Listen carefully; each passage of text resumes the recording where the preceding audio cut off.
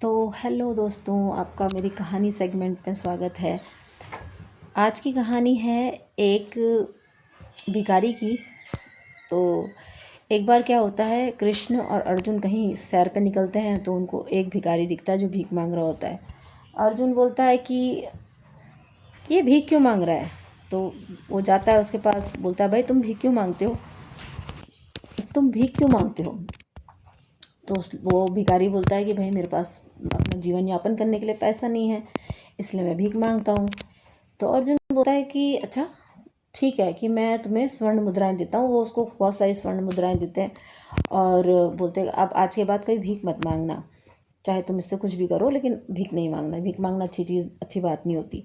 तो वो आदमी बड़ा खुश हो जाता है, वो भिखारी बड़ा खुश हो जाता है। वो कहता है अरे वाह, इतनी सारी स्वर्ण मुद्राएं मिल गई, अब तो मैं ये करूँगा, अपना घर ठीक करूँगा, अपना अच्छा खाना खाऊंगा, अच्छे कपड़े पहनूंगा, अच्छी ज़िंदगी बसर करूँगा। और वो अपने घर पर जाकर बड़ा खुशी खुशी जा रहा होता है।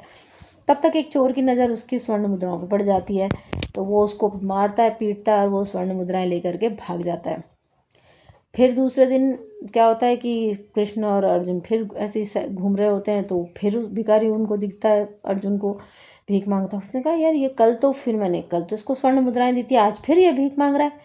फिर वो उसके पास जाता है कि भाई मैंने तुमको कल स्वर्ण मुद्राएं दी थी, फिर इसीलिए तो दी थी कि तुम भीख नहीं मांगोगे, और तुम फिर आज भीख मांग रहे हो, क्यों मांग रहे हो भीख जब मैंने तुम्हें कल इतनी सारी स्वर्ण मुद्राएं दी थी।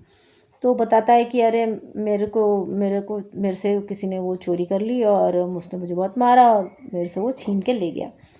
अर्जुन कहता है अच्छा चलो ठीक है, अब की बार मैं ये तुमको हीरा देता है। अर्जुन उनको, उस भिखारी को हीरा देता है।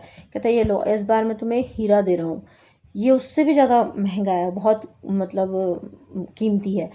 तो तुम इसको ले जाओ और अब अच्छे से मतलब आगे की ज़िंदगी अच्छी बसर करना, मतलब भीख मत मांग, लेकिन भीख मत मांगना। अब वो बड़ा खुश हो जाता है, सोचता है अरे वाह, अब हीरा मिल गया मुझे, हीरा तो बहुत कीमती है, और मैं अब इससे अपना घर बनाऊंगा, गांव जाऊंगा, ऐसे ज़मीन खरीदूंगा, अच्छे से रहूंगा, अपने लिए सारी सुविधाएं जुटाऊंगा और बहुत आनंद वाली ज़िंदगी व्यतीत करूंगा। अब यही सोचता सोचता बड़ा खुश रहता है और अपने घर जाता है और एक मटके में उस हीरे को छुपा देता है, ये सोच के कि कहीं ऐसा ना हो किसी और की नज़र पड़े और वो कोई उसको चुरा ले। तो इसलिए वो एक मटकी के अंदर उस हीरे को छुपा देता है। फिर वो अपने चला जाता है। तब तक थोड़ी देर बाद उसकी पत्नी वहाँ पे आती है और उस पानी लेने जा रही होती है नदी पे। तो वो उसी मटके को उठाती है जिसमें वो हीरा रहता है। और मटकियाँ भी थी वहाँ, लेकिन वो उसी मटकी को उठाती है और अपना पानी भरने के लिए चली जाती है। जैसे ही पानी भरने के लिए उसमें वो डालती होगी तो हीरा उस पानी में गिर जाता है और वो एक मछली खा लेती है। तो उसको पता नहीं होता, वो आती है फिर वो भिखारी सोचता है कि तुम इसी मटके को ले गए। अब बेचारा बहुत दुखी हो जाता है। फिर अगले दिन वो उसको फिर से कहीं और वो बैठा होता है और देख रहा होता है। तो तब तक फिर कृष्ण अर्जुन की नज़र पड़ती है कि फिर वह भीख मांगने के लिए ऐसे बैठा हुआ है, ये फिर यहीं पे है। तो फिर अर्जुन जाता है, बड़ा गुस्से में जाता है। इस बार कहता है इसको मैंने 2 बार दे दिया, एक बार मैंने इसको स्वर्ण मुद्राएं दी, एक बार मैंने इसको हीरा दिया, अभी भी ये भीख मांगने के लिए बैठा हुआ है।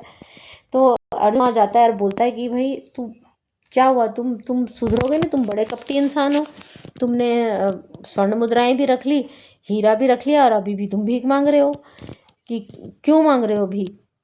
अब वो बेचारा दुखी होता, कहता है अरे सब बताता है ऐसा हुआ, अब मेरा क्या बोलूँ मैं। तो तब तक गुस्सा, अर्जुन को बहुत गुस्सा आ रहा होता है। तो कृष्ण भगवान जी उसको फिर से 2 सोने की मुद्राएं देते हैं। कृष्ण भगवान जी आते हैं और बोलते हैं ये लो 2 सोने की मुद्राएं, अब तुम इससे जो करना चाहो करो, क्योंकि अब हम इससे ज़्यादा तुम्हारी मदद नहीं कर सकते। ठीक है, तो वो दे देते हैं। अब क्या होता है कि वो तो दे के चले जाते हैं। तो बैठा होता है, तो एक बच्चा, एक औरत और एक बच्चा मछली पकड़ के, मछली मतलब टोकरी में लेके आ रहे होते हैं। तो एक मछली उसमें जिंदा होती है, वो बड़ी तड़प रही होती है। तो जो 2 सोने की मुद्राएं उसको मिली होती है, तो वो सोचता है कि अरे यार, इस 2 सोने की मुद्राएं से तो मेरा क्या ही होगा। उसको उस मछली पे दया आ जाती है। तो वो उस औरत से, उस बच्चे से उस मछली को खरीदता है, 2 स्वर्ण मुद्राएं उनको देता है और उस मछली को वो वापस उसमें फेंक देता है, समुद्र में, मतलब नदी में फेंक देता है। जैसे ही फेंकने वाला होता है तो वो उस मछली के मुंह से हीरा उसके हाथ में गिरता है, आ जाता है हाथ में। जैसे उस मछली को पकड़ता है फेंकने के लिए, उसके पेट से वो हीरा उसके मुंह से बाहर उसके हाथ में आ जाता है। और वो देख के उस चिल्लाने लगता है, अरे मेरा हीरा मिल गया, मिल गया, मिल गया। तब तक वो जो चोर जो वहाँ से जो पिछली बार जो उसकी चोरी करके जा रहा होता है, वो वहाँ से कहीं से गुजर रहा होता है, तो वो सोचता है कि ये मेरे को बोल रहा है कि मिल गया, चोर मिल गया, तो मतलब वो लोगों को इकट्ठा कर रहा है। वो आता है, वो कहता है, भाई चुप हो जा, चुप हो जा, मैं मतलब इतना शोर मत मचा, लोग मुझे मारेंगे, मैं तुझे क्या चाहिए तू बता। तो वो बोलता है कि मेरी जो तुमने तो तेरी की मैंने स्वर्ण मुद्राएं चुराई थी, तू पकड़ तेरे स्वर्ण मुद्राएं, लेकिन मुझे छोड़ दे, और मैं हल्ला मत कर वरना लोग मुझे पीटेंगे, सबको पता लग जाएगा मैं चोर हूँ। तो वो बड़ा आश्चर्यचकित होता है। अर्जुन देख रहा होता है। अर्जुन कहता है, ये कैसे हुआ? जब मैंने इसको स्वर्ण मुद्राएं दी थी तो इसकी स्वर्ण मुद्राएं चोरी हो गई, अब इसको मैंने हीरा दिया था, इसका हीरा पानी में चला गया, मछली खा गई, और अब इसको सारी चीज़ें कैसे की हो रही हैं कि कान्हा बताओ इसका, कृष्णा बताओ इसका क्या हुआ है। तो उसने कृष्ण जी ने बड़ा सरल सा जवाब दिया कि देखो, जब इसको तुमने स्वर्ण मुद्राएं और हीरा दिया था, ये सिर्फ अपने लिए सोच रहा था, खुद के बारे में सोच रहा था कि मतलब मैं ये करूँगा, मैं ये करूँगा, तो इसलिए वो चीज़ ना मतलब इसकी नहीं रह पाई। लेकिन जब इसको जब 2 स्वर्ण मुद्राएं मिली, इसने दूसरों के बारे में सोचा, तो मुझे इसके बारे में सोचना पड़ा। तो इसलिए मुझे इसको ये सारी चीज़ें वापस देनी पड़ी, मतलब मैंने इसकी वापस देने में मदद करी, क्योंकि इसने अब उन 2 सिक्कों के लिए अपने बारे में नहीं सोचा, उसने किसी और के बारे में सोचा, उस मछली के बारे में सोचा कि चलो मेरा जीवन तो नहीं होगा, इससे कुछ खास फ़र्क नहीं पड़ेगा, पर क्या, चल तू, मैं तेरे को खरीद के नदी में डालता हूँ, तू अपनी ज़िंदगी जी ले। तो जब हमारे मन के अंदर जब परोपकार का जो एक आता है ना, अंश आता है, तो भगवान हमारे को, जो हमने इतनी सी किसी की मदद करी है ना, तो भगवान उसकी जगह हमारे पीछे से वो हमें हर तरीके की उससे चौगुनी मदद करने के लिए तैयार रहते हैं। कृष्णा ने कहा कि भाई इसीलिए मैंने उसकी मदद करी, क्योंकि उसने उसकी मदद करी तो मुझे उसकी मदद करनी पड़ेगी, और मैं उसकी मदद करूँगा जो दूसरों की मदद करता है।